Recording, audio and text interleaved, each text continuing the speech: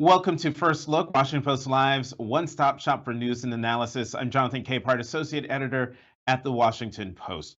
In an attempt to put a lid on inflation and an overheated economy, the Fed raised interest rates by the biggest increase since 1994, and it might not be the last time they do it. Abba Badarai is a Washington Post economics correspondent, and she joins me now. Abba, welcome to First Look. Thanks so much, Jonathan. So, how effective will the rate hike be in putting a damper on inflation and on the overheated economy? Well, that's the big question. This is a very aggressive rate hike. We've seen two others this year, starting with 25, a quarter of a percentage point, half a percentage point, and now this is the biggest one yet, which is three-quarters of a percentage point. We're already starting to see interest rates going up in a number of areas. Mortgage rates are now at 5.8% for a 30-year fixed mortgage. And so we are starting to see the effects of that. Now, how widespread those effects will be, or whether it'll be enough to sort of tamp down on inflation and really slow things down to the level that the Fed wants without slowing things down too much, is really what the tricky balance here is. Right. But one thing we should also keep in mind, and by we, I mean we here in the United States, is that inflation is high all over the world. So, will this rate hike really do anything to cool a global economy that's on fire? That's a great point. Inflation is surging all over the world, but a lot of the world is dependent on the US economy. And so what happens here has a ripple effect throughout the world. The hope is that by bringing down demand, we'll start to sort of see a leveling off of supply and demand, and that's going to make prices, sort of stabilize a bit, and that should have trickle effects around the world. Okay, so since you mentioned supply, what about the effect of supply chain shortages, the pandemic, Russia's ongoing war in Ukraine? How do all of those things factor into the economic woes here in the United States? Those are all of the wild cards that we're dealing with. A lot of, for the last year and a half, we've had a booming economy. The recovery after the pandemic has been incredible because consumers were out there again, buying houses, buying cars, buying just about everything they could get their hands on. But at the same time, supply hasn't caught up. There's still a lot of supply chain issues, in large part because of the pandemic, and now because of shutdowns in China and the ongoing war in Ukraine. And all three of those global factors are huge uncertainties. We don't know what's going to happen in the next week or the next month. And so it's really difficult to predict where things go from here. So, with the Fed jacking up interest rates, my thinking is the consumer is out there racing fast and furiously to lock in either mortgage rates or car loan rates. Has there been a rush of people trying to do that to hedge against future hikes? There has been, we do hear here and there of people who are doing that. But for the most part, I think the sense is that people who really wanted to buy a house or really wanted to buy a car kind of got ahead of, sorry about that, got ahead of that in the last year and a half. So we're already starting to see in many parts of the country, for example, that the housing market is still very hot, but not quite as hot as it was a year ago. There aren't as many bidding wars. Prices aren't as ridiculously high as they had been, and a lot of that is because of mortgage rates, and people are realizing, well, hey, at 5.8%, maybe it's not worth it to spend this much money on a house right now. I just saw a cartoon, I believe it was in the New Yorker, of this realtor with two prospective buyers and a giant bear behind her. She says, since it's a bear market, you're going to have to fight the bear if you want to buy if you want to buy this house. That's your little Friday funny there, Abba. So you wrote this week about how some businesses are worried that this recent Fed hike will trigger other issues such as a new recession, layoffs, etc. Did the Fed take that into consideration before doing what it did, a three-quarters of a percent hike in interest rates? Absolutely. That's been a big focus for the Fed. It has two big jobs. One is to keep inflation in check with interest rates, and the other is to keep an eye on unemployment and keep an eye on the labor market. And so it's been taking all of those factors into consideration. And that is the big worry, that if things slow down a bit too much, unemployment could start to pick up. We're at historically low rates of unemployment right now. But if that starts to inch up a little too much, then I'm sure that is going to start reconsidering. As I sort of mentioned before, the Fed hinted that there might be additional hikes later in the year. What would trigger future hikes, and when might that trigger happen?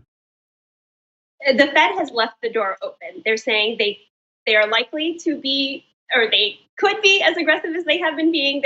They've sort of had many different signals out there, but the things that they're keeping a close eye on are inflation. If we continue to see inflation getting worse, that would be a sign to the Fed to clamp down even more. And the other big issue is the job market. If job growth continues at the rate that it has, I think that's also another red flag. There was I don't remember where I saw this report, but it was about how the Fed was caught, and this is my word, not in the story, flat-footed on the pace of inflation. I mean, that's the Fed's job, to keep an eye on those things, inflation, recession. How is it that the Fed is playing catch up here, it seems? There has been a lot of criticism that the Fed missed the early warning signs. I think early on, the thought was that this inflation was very temporary, transitory, as they called it, because of so many supply chain issues related to the pandemic. And so the thought was that this would maybe happen for a few months or a few quarters and things would sort themselves out. But that has not been what happened. Instead, we've had an ongoing pandemic, the war in Ukraine, complications in China, and all of those have just kept making inflation worse.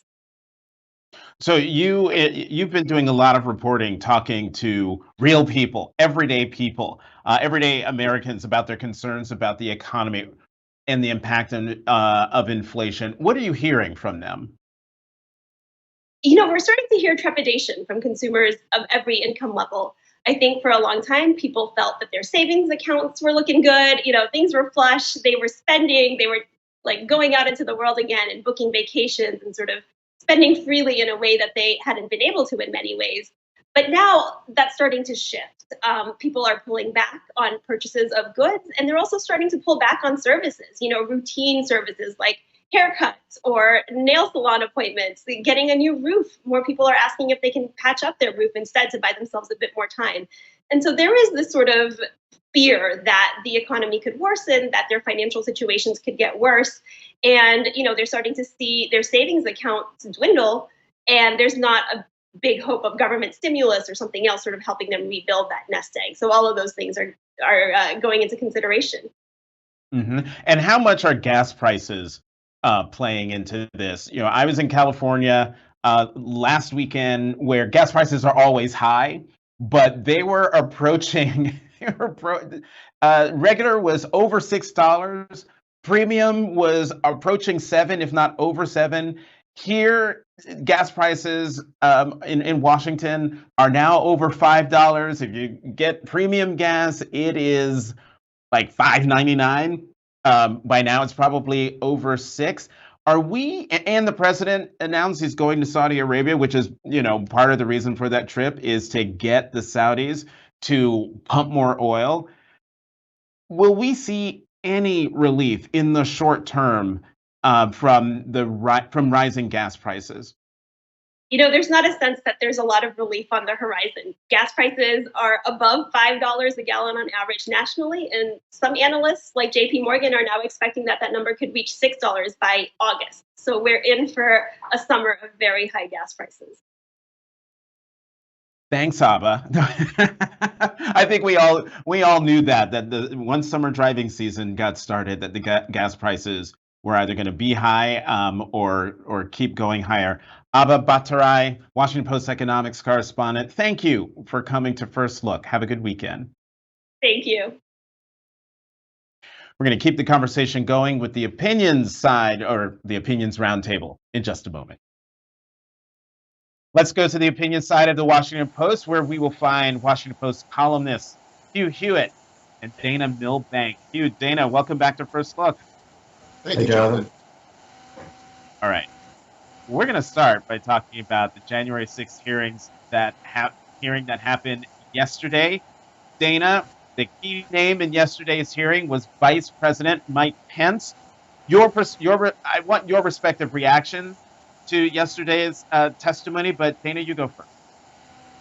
Well, yeah, I mean, you may not be expecting me to, say my, latest heroes or Bill Barr and Mike Pence, the White House counsel's office during the Trump administration. But look, I think we're getting a fuller picture. I think we knew the outlines of this, but the really effective part of this is to actually hear in their own words from officials in the Trump administration. You're not taking Democrats' words for this. You're not taking the media's word for this. So anybody who's listening, and that's an important asterisk there, will find out what actually had happened here. And the good news is that there were plenty of people in the Trump administration saying, no, this is unacceptable. This is illegal. The vice president and his staff being high among those people. The bad news is we didn't hear more about it in real time, and the sort of march toward authoritarianism has continued unabated. But look, it's very important that we're getting these actual details on the record, a sort of an oral history from people within the administration. So I think these hearings are having a profound effect on the nation's understanding, if not on the nation's politics. You? Well, I have to disagree with Dana about the impact of the hearings. I've got here Bill Barr's memoir, One Damn Thing After Another. And on this came out in April. I interviewed him in April. Page 351, he writes, after the election, President Trump was beyond restraint. He would only listen to a few sycophants who told him what he wanted to hear. Reasoning with him was hopeless. There is nothing new in these hearings, nothing. And therefore, NBC's decision yesterday to cut away from the hearings to go to the U.S. Open made perfect rating sense. And the most important aspect of the Pelosi 1-6 committee is that on Thursday night, they had their big primetime extravaganza, 2 straight hours, 6 networks. And on Tuesday, 4 days later, Mayra Flores, the Republican, in an 80% plus Latino district in Texas that went by 5 points for Joe Biden, won by 8 points. So whatever it is they are doing in D.C. with the Pelosi 1-6 committee, it isn't impacting voters in the heavily Democratic Texas 34th. It's doom. It's doom for Democrats if they think this is helping them, if they think that people are watching or they're changing the narrative. It's not. You see, Jonathan Hughes said he disagreed with what I said and then said exactly the same thing that I said, which is that I think this is very important for the understanding of the nation, but is not having an effect on the politics whatsoever. And I think that's because the people who might be changed by this, the Fox News set of viewers, were either not getting to see it at all, or when they are offered it by Fox News, are just tuning out. So I think you and I are in perfect agreement that it's not having an effect on the politics. I think that when history looks back, they will see that there were people who stood up for democracy, and unfortunately, there were many others who didn't. I just wanted to point out, Dana, we know everything that's in this hearing. There's nothing new. And I too use Bill Barr's autobiography as my Bible. It's right there on the shelf. That's right. Well, the other one I've got is The Nixon Conspiracy by Jeff Shepard. So I'm ready to talk books this morning.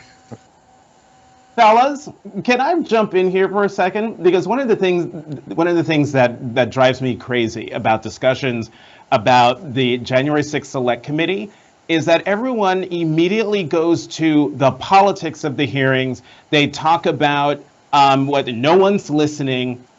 But yesterday, we heard in great detail, whether people have written about it or not, Hugh, we heard in great detail a plot, a coup against the United States government that put the life of the vice president in danger, a cockamamie scheme that everybody knew, including the guy who devised it, knew was not legal, not constitutional.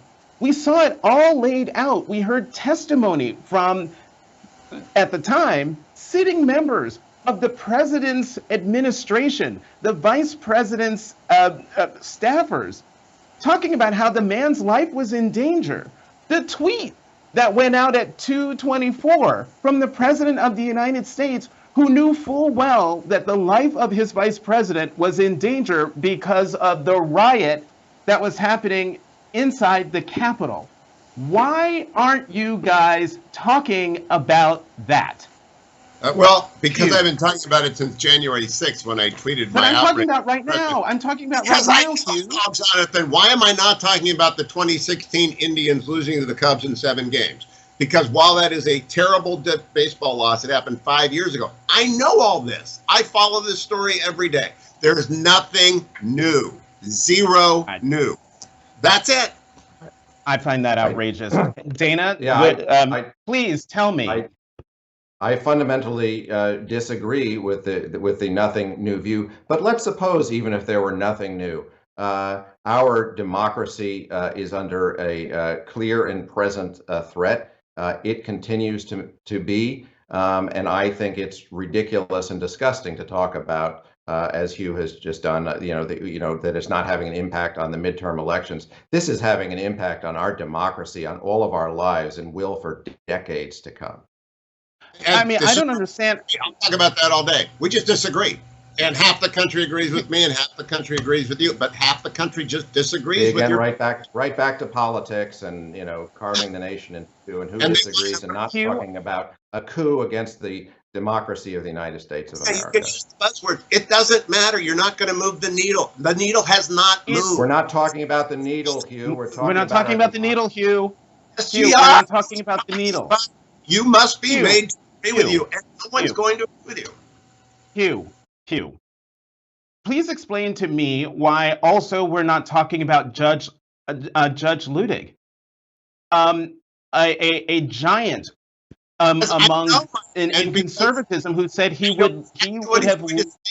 He wrote it in the New York. You can talk over me all you want. I am trying to ask a legitimate question about the importance of the testimony given by a giant in conservative legal circles, Judge Luttig, about what he thought about John Eastman's scheme and what he would have done if the vice president had tried to do what Eastman wanted to do, which is what he said in testimony, that he would have thrown his body in the road in front of Vice President Pence to keep him from doing it if he were to do it. Your reaction to that, please. I've known Judge Luttig for 30 years. He's a close friend. We both labored in the White House counsel's office under Fred Fielding. Mike is right. The Eastman interpretation, who I've known for 30 years as well, is wrong. And I've said that for 15 months. What you guys want is outrage over facts, long in evidence, and I'm unwilling to play the outrage game over that which I knew. Now, Mike Luttig came in, and it's very important when Judge Luttig says something, you can count on the legal accuracy. But I had already reached the opinion that the Eastman interpretation of the Electoral College Act was wrong, as did the vice president's lawyers and the White House counsel.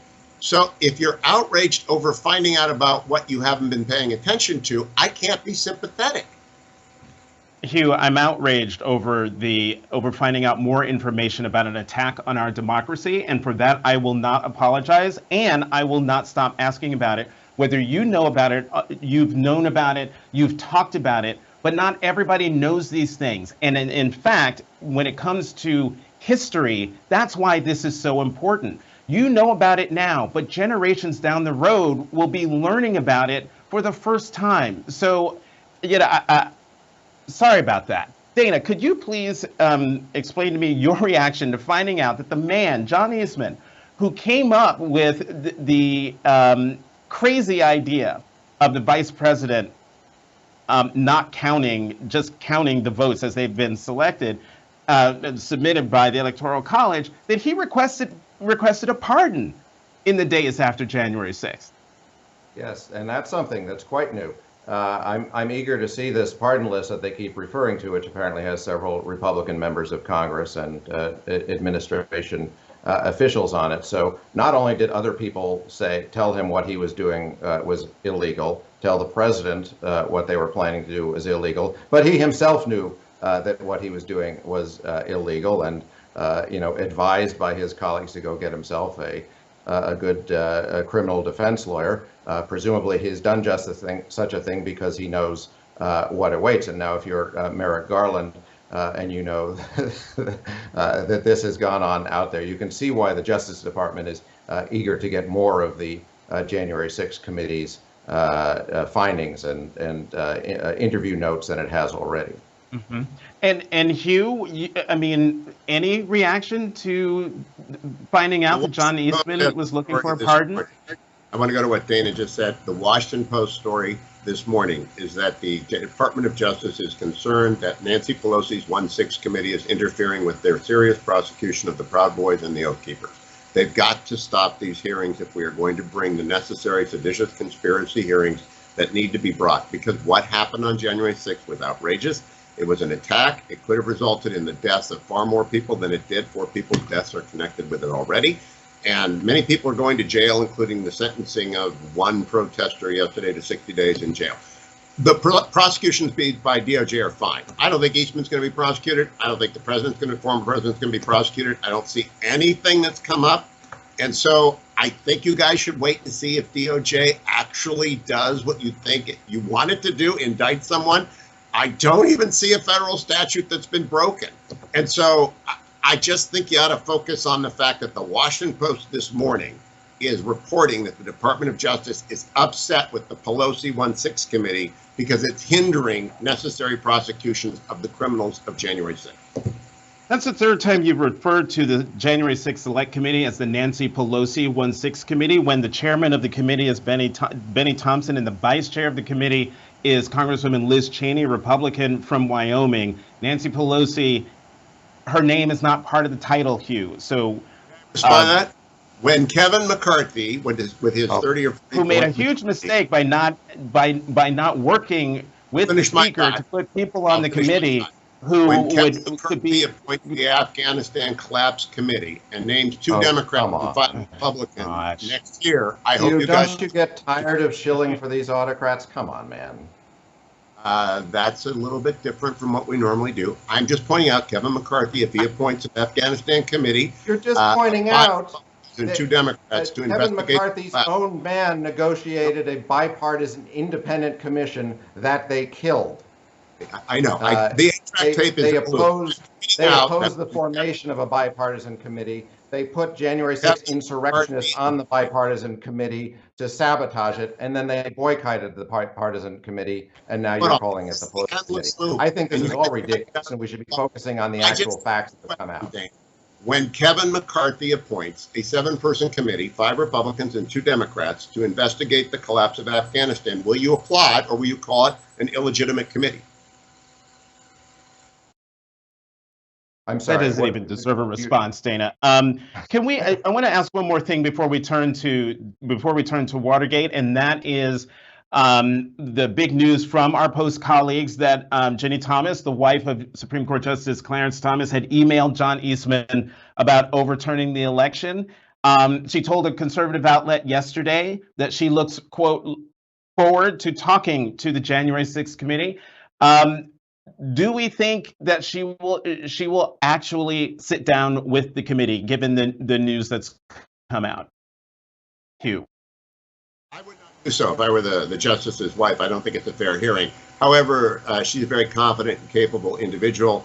I also am not surprised that she corresponded with John Eastman, who's a former clerk to the justice. There are probably 70 of them. I'll bet you Mrs. Thomas keeps up in touch with all of them. But we'll see. I don't know. I wouldn't sit down. I think it's become kangaroo courtish at this point with regards to Ginny Thomas. Dana, do you have a prediction? Yeah, I mean, it's not clear how actively they're pursuing the idea of having her there. You can see Rudy Giuliani, nominally cooperated, and they have a couple of clips of him saying what he had said previously. So I'm not sure what value added it is there. We know exactly where Ginny Thomas was, and there's endless footage of her saying what she'd like to say, or at least of her text saying what she wanted to say. So I'm not sure the actual presence of us there. She's pretty well on the record.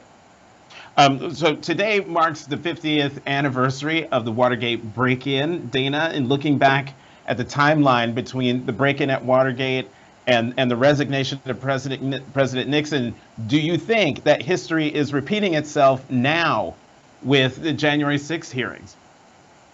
In a sense, it is, and I would say over the last half century, after Watergate, we had the Watergate era reforms, and I think a lot of the story of this moment is the breakdown of those reforms. And now that was happening well before Trump, and I think it accelerated under Trump and continues now, whether it was campaign finance or the budgeting process or ethics or Foreign Corrupt Practices Act, war powers, efforts to rein in the imperial presidency that happened in the 1970s have essentially deteriorated and been unwound now. So I think in a way, the deterioration of those reforms allowed for the Trump's abuses and accelerated that deterioration. So I think that's the tie-in. So and that therein allows history to repeat itself with the imperial presidency.